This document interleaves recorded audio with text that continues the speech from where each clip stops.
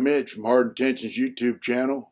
We also have hardintentions.com, our website, where you can buy t-shirts and merchandise that I hope you like. A lot of it's mostly my artwork, whether it's on t-shirts or print or face masks or hats, that I did while I was in prison. So if you get a chance, you want to cruise over there and check that out, that's cool. I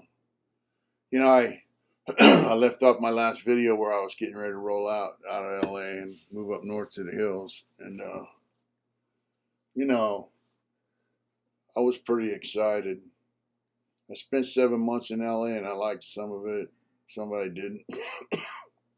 But, I thought I was really balling with a job that paid $16 an hour, But, I had made a start there. I had to give that up and go make a start up here. And, but it wasn't just me, because the wife was living in the Bay Area. She had a pretty secure job at a junior college, which is a state job. And, she gave that up to move up here so we could live up here together. So all this stuff's running through my head. My last week I spent with John and his pad. And, John picked all my property up. I spent my last week at John's house, and he brought a truck over to where I was staying and loaded up all my property. Now everything, filled his whole truck up, took it over to his apartment, let me go through it, and I packed up everything I wanted to send up here, in boxes, got all ready. All I had for transportation was a motorcycle.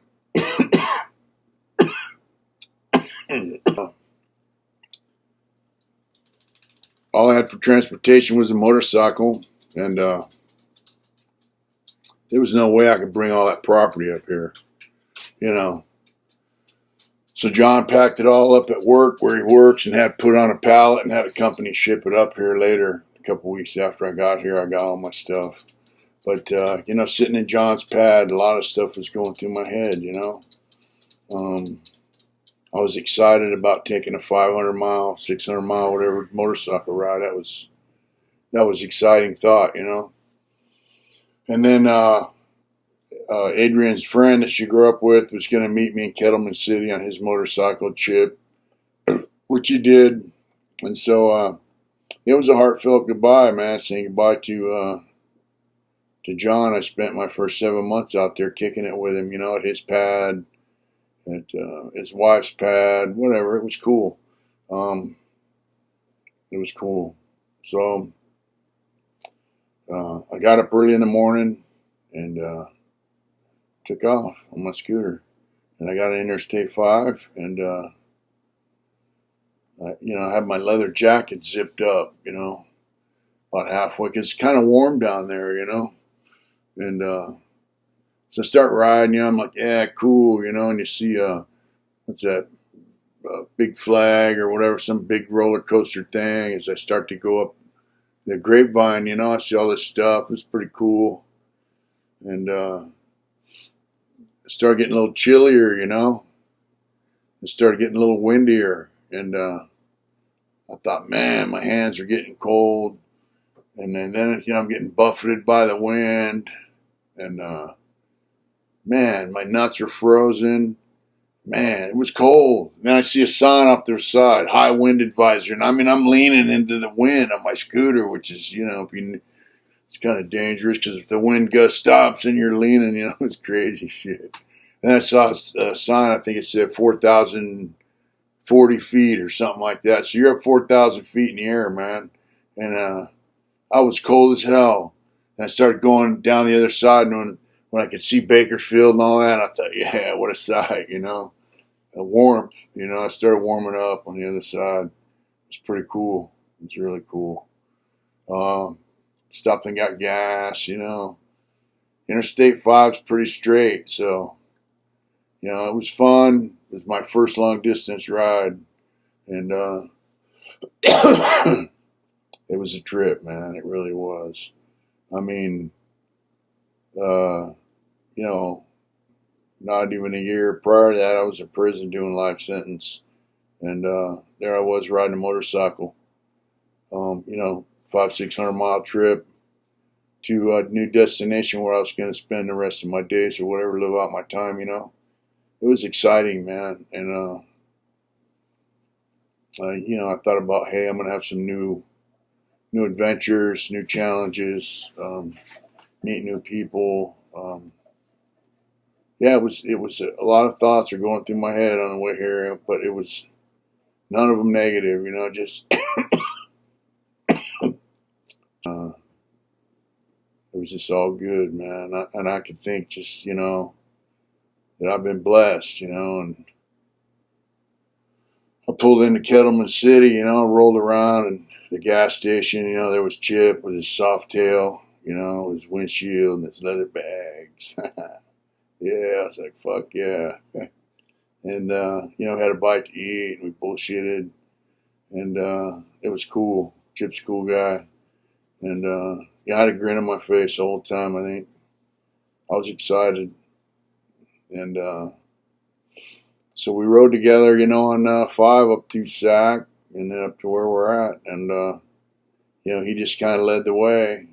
I never rode up here before, not up this direction. And there's a lot of new, you know, interchanges and all that. So he guided me through all that, which was pretty simple, really.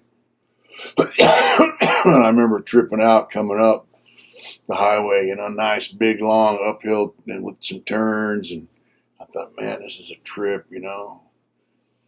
I always, you know, fantasized in prison about living in the mountains, but here I was going to it, you know.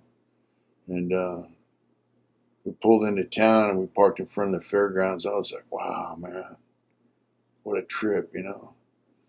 And so we passed the turns we were supposed to take to get to the pad and all that. And he got on the phone, okay, you know. We pulled into the lot, and there was Adrian just smiling, you know. And yeah, it was pretty cool. Yeah, it really was. And so this was a new home, and she was just up here for the weekend to see me get here. You know, because she still lived in the Bay Area. And but she cleared out a room, and where I'm at now used to be both this wall and the walls over where I made the living room, or it used to be all quilting stuff. This was her mom's quilting studio. She had this for about 20 years, and there was 8 full 4x8 bookcases full of quilting material, fabric, you know, bolts of fabric. There was a huge cutting table over here where our kitchen's at, and there was no kitchen. Bathroom was kind of barely hanging on, and but it was home. You know, it was gonna be our pad for a while, and she cleared out the back room, which is pretty small, and we tossed a queen size air mattress in there. We slept on that for about 2 weeks. I did. And she would come back up, you know, on the weekends. I told her, hey, man, this thing's got to go, you know. And so we had, you know, I had to build a bed frame, all that kind of stuff. And you know, over the last couple years, you know, 2.5 years, we've been slowly moving the fabric stuff out. And, you know, I drywalled this place. I built a kitchen and 2 bathrooms and tore the carpet out because we had a flood from the water heater. You put laminate flooring down, and so I just thought that was very gracious of her mom to give this up, because this was her spot. I mean, if you're a dude and you got a garage where you build bikes, that's your spot. This was her mom's spot. So, and she ran a business out of here, and you know, she let us come here and stay here, and I just thought it was amazing. You know, really.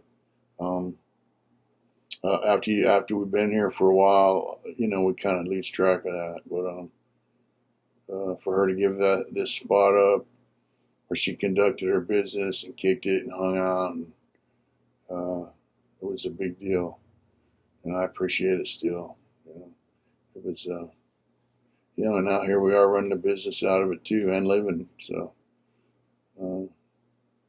so anyway. You know, I was trying to figure out where we live. There's not a lot of industry, so I'm trying to figure out, you know, find a job, What am I going to do? I was doing a little artwork. I checked out some of the tattoo shops, and yeah, I'm not real savvy on working for a tattoo shop. You know, I mean, I tattooed out of myself. So basically, I had to live with a guy that I tattooed on, you know, for a long time. So to work in a tattoo shop and tattoo on people that you don't really know, and they come in with some, you know, some idea what they think they might want, and to have to draw, you know, 2 or 3 or 4 different patterns for them and explain how I'm going to do it. You know, 20 times a day until you find the one guy that wants a tattoo. Um, that's after you convince the guy that owns a tattoo shop that you should work there, which didn't seem likely most of the places I went. You know, all that just didn't appeal to me, man. So, you know, I did find a youngster up here that wanted me to tattoo on him. It's worked out, and looks like I might be doing a little more tattoo work on people that I've met since then. But so you know, it's like, you know, what am I going to do? I took some of my paintings down to Flowers on Main. It's a flower shop, and she used to have artwork hanging up in the you know, in the flower shop for sale. So she took quite a few of my pieces, you know, my Indian drawings and Native American stuff, and you know, some flowers and stuff. And it didn't sell nothing. Hung in there for 6, 7 months, and she goes, "Yeah, nothing sells." So I brought it home, and since then I give some of it away, and I've actually sold some of it on our website. We just sold our last painting, Rhino, and you know, but I was like, all right, the artwork thing, you know, cool. It's not gonna. Doesn't seem like it's going to pan out, you know. You know, my father-in-law comes over and he goes, "Hey, man, you want to grind metal?" I'm like, "Well, you know, what do you mean?" You know, he's a machinist. His business is machine work. And he goes, "You want to grind metal for $11 an hour?" And I said, "Sure." And I didn't know what the hell I was getting myself into, but, you know, uh, I had some money when I got out of the pen, and I was working in LA, 2 jobs, but that was, you know, dwindling fast is a nice way to put it. Money runs out, you know. You need stuff, you buy it. So anyway, $11 an hour didn't seem like much. How hard could grinding metal be? I did it in PIA, did some metal fab. You know, I mean, work's work. So I cruise up to this machine shop. And this machine shop was built in 1946, dude. And it's just, they have an inside, then they have a big half roof outside. It's just crazy. And they work for the drilling industry. And when I say drilling industry, I mean drill bits, augers that are this big around and this big around. And they make different kinds of buckets for slopping, slump buckets for the concrete. But they're huge. They're like, you know, 2, 3 feet in diameter. So some of the drill bits were like 20 feet long, man. And they put little rests with wheels on, you know, and spin them on a positioner and weld shit on them. And mostly with the drill bits, they're going into the earth, so they welded a lot of hard face on them. So I would grind them, you know, and the guys that weld hard face, I tried my hand at welding hard face, and it's dirty, nasty welding. And you weld hard face blocks on it in certain spots. So hard face just makes the hard face wears out before the drill bit wears out. That's the thing, the auger. You know, it was I had a big 9-inch grinder. I'm out there, you know, one hand in it, and I worked with a youngster, you know, and he's a pretty good kid, man. I mean, when he turned 18, his dad told him get a job or get the fuck out, and he got a job. I think he's like 25 now, but. You know, I got along pretty good with him, and the boss was cool. Didn't pay a lot, but they treated you good, you know. And I remember, you know, I got a job change, and then I ended up breaking my arm, and that was a part-time job too. But I broke my arm on my motorcycle, and I was complaining about it. You know, I got a ticket, and And this hardware store volunteered to video my accident, which led me to get a ticket for riding in the turn lane for more than 200 feet. And I was like, motherfuckers, I got, yeah. So anyway, this youngster tells me, yeah, but it was your own fault. And I'm like, wow. I said, yeah, okay. This is a point in relationship where I'd known him for a while, liked him, but then I walked away, and I thought, you know what? He's right. It was my own fault. And I told him later, I said, that's why I like you. You don't beat around the bush, And he just smiled. And yeah, so, working in the machine shop was rough. I remember sitting outside grinding on an I-beam that weighed, I think, 7,400 pounds, a huge I-beam, metal, this thick. And they had slots cut in them, and I had to grind all the scale off of that stuff. Took me all day, a couple days to do a few of them. And it was 100-something degrees. I thought, man, this shit's killing me, But it was cool. And, adjusting was not, wasn't all that hard, but it wasn't. There were moments when two people live together, they have disagreements, so I had to figure out how to work through the disagreements and come out on a positive, on the other side, positive outcome, and it really hasn't been all that difficult. Yeah. As you know, I'm off parole, so anyways, I got a job building cabinets after that. And I do a little artwork here and there. And, the cabinet band job paid $15 an hour. And I was the only guy in the cabinet shop. There were no tools, no clamps, nothing when I went in there. And this guy tells me, yeah, man, it's a restoration company, mold, fire, water, restoration, damage, restoration. And he goes, we redo a lot of vanities, like bathroom vanities. Mostly that's all we do. Once in a while we'll do a box or two in a kitchen, no big deal. I'm thinking, cool, I can handle that shit. I'm a cabinet maker. So like I said, he had a table saw, a joiner, and a chop saw. That's it. No clamps, nothing, no hand tools. And so I was like, fuck, man, it's gonna be rough. But I'm just building boxes, bathroom vanities. And I had to drive about a half hour to work down a hill, motorcycle or truck, And this is just like, I'm thinking, fuck, this ain't gonna be easy. All the guys on the crew were cool. And so, first job takes me over this neighborhood. They had serious water damage. They're redoing the whole deal, mold removal, and takes me in this kitchen. This is built the house.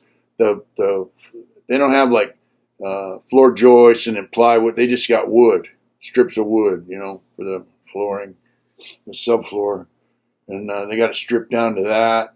And half the cabinets are on there, and the other half aren't. And this lady just paid like $5,000 to have her kitchen redone, sprayed with this lacquer and white lacquer. And so my boss tells me, I need you to redo this side of the kitchen to look like this side of the kitchen. And I'm thinking, fuck, this ain't no vanity, And so I did it, He had the old boxes they tore off the wall in the shop. So I built the boxes, and I had to make molding. I had to make a soffit, drills and stuff down there, a lot of my own tools. I just put everything together with pocket screws and glue. Seemed happy, but man, it was like 100-something degrees in the shop. Like I said, I was the only guy working in there. And I came home one day and she goes, hey man, what's the matter? And I said, I feel like I'm going fucking backwards. $15 an hour ain't a lot of money. And then I spent a lot of money on stuff for this house. and it just was not, and it didn't seem like I was making any progress with work and funds, and so she goes, "Hey man, uh, I want you to quit that job and just sell your T-shirts and and do your art." I said, "Really?" She goes, "Yeah, fuck that, man. You're killing yourself for nothing." And the key was too. My boss goes, "I want you to rebuild the cabinets in my house. He wants his kitchen rebuilt." I says, "Yeah." He goes, "Yeah, I want you to do that for me." And I'm thinking, all right. I told the old lady, I said, "Man, he wants $10,000 or $15,000 worth of work for $15 an hour. Fuck that, man. You get your kitchen redone by somebody, they're going to charge you at least 7, 8 grand, maybe 15, 20, who knows?" So I quit the job. I had other things going on with my mom and stuff too, which some of you may know about. And yeah, I quit the job, started focusing on my T-shirts, did a little tattooing, did a little art. Uh, it was cool. And then, got to ride motorcycles. We went up to a lake up by Lassen County, big lake, and a little vacation. That was super cool. Found out my homeboy lives about 5 houses down from a house that her family has as a vacation spot. It was cool, Uh, but you know what? My parole officer treated me good. My first one I had up here. After my third visit, which was every month, he said, "I'm going to put you on once every 2 months visits," and I saw him every 2 months, and then I saw him every 3 months, and then I see him like 4 months. Then I got a new parole officer, and it worked out all right. Parole, the biggest thing for me was I couldn't travel. I wasn't able to travel. I wanted to go to the Dave Man Chopper Fest and sell T-shirts and prints of my art, stuff like that. And I couldn't do it. Couldn't get a travel pass to go down there, let alone try to go to San Diego or something. It was just, that was the biggest thing for me with parole, was the travel passes. I really, I couldn't travel without asking permission. And then COVID hit, and they're like, "We're not giving out any travel passes." I was like, "Dude, that sucks," And yeah. And it got to where my parole officer wouldn't come in the house. They wouldn't piss test you, nothing. It's like COVID, COVID, COVID. I was like, wow. And then, now I'm off parole. It's a whole new chapter. But I couldn't have done it without my mother and father-in-law and my wife and the friends that I have. And,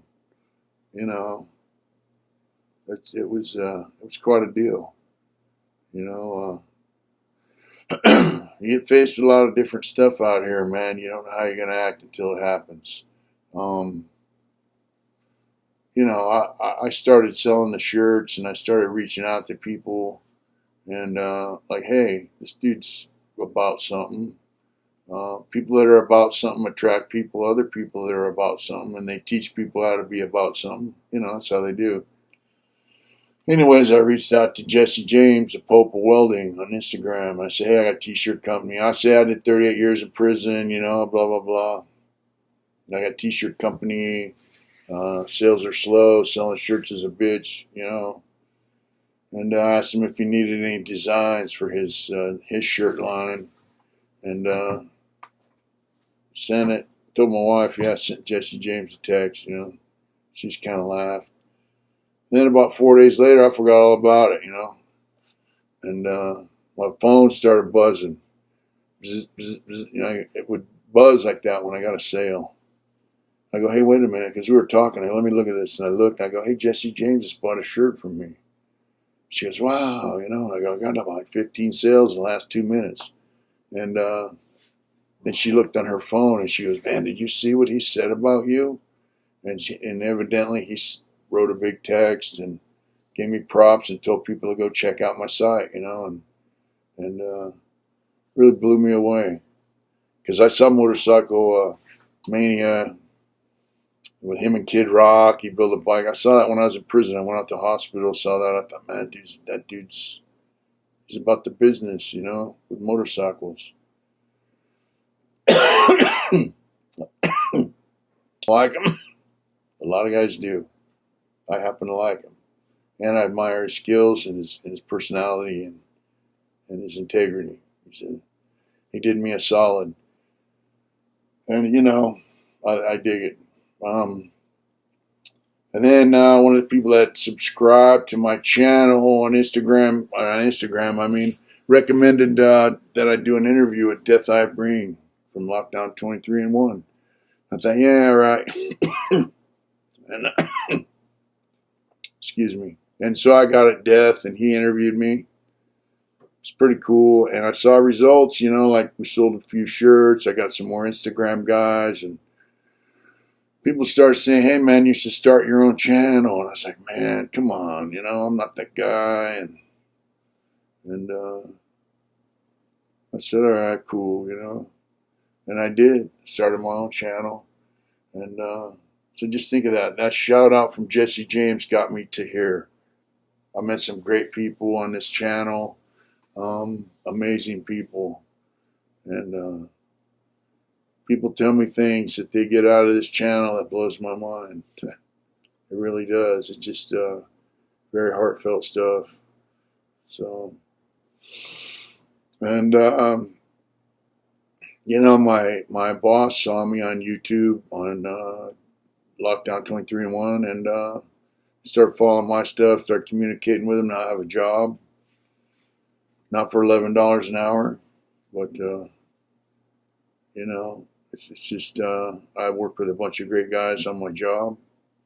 No matter what's going on, guys seem to be able to communicate and take criticism and work things out for the better, which is cool shit. And they encourage me and give me kudos when I do cool shit. And you know, when you're in a truck cruising around with somebody all day and you're working with them, it's like you talk with them and you get to know them and you give them kudos for, you know, it's just cool shit, man.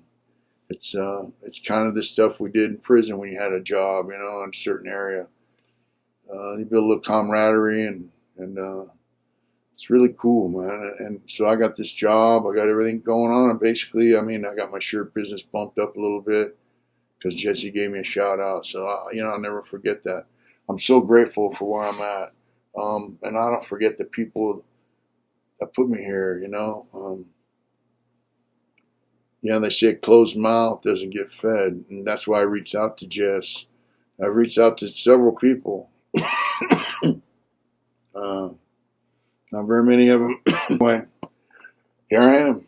And of course, last Friday, I got a screenshot of an email that said I'm no longer on Mr. Martinez's caseload because I discharged my parole. And it was amazing. It blew me away. It's just first time in my life since I was 12 years old, man, that I'll have a leash around my neck. There's no babysitters. You know, the state's not in control of what I do. And it's a humbling deal because now I'm responsible for my life and the lives of others around me to some degree. And so it's amazing. And I'm going to keep moving forward. I'm going to keep doing what I do. Somebody sent me a text, basically said, you know, you are where you're at in life because of all your experiences and actions, and you are exactly where you're supposed to be at this point in time, and it's pretty cool. So let's see where it goes from here, folks. Thank you for watching and participating in this Hard Intentions family. Thank you very much, and there will be more to come. You guys take care and do it hard. Thank you.